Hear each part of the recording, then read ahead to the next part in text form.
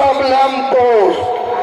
জন্মলগ্ন থেকে রাজ্যের সভাপতি মাননীয় সুব্রত বক্সী, তাকে শুধু শ্রীখণ্ডী করে রেখে দেওয়া হয়েছে।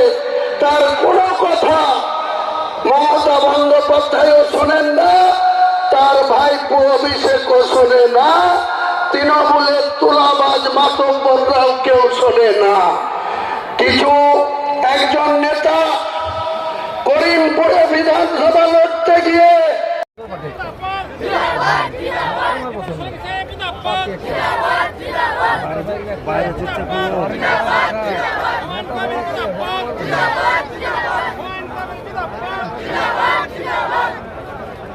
যোগী আদিত্যনাথ আপনাকে যে একটু বাড়াবাড়ি কথা বলতে চাচ্ছি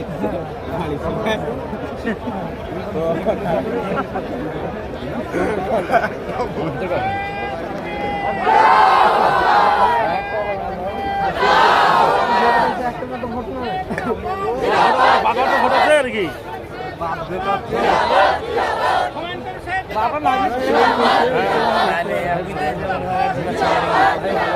না না এ ভোট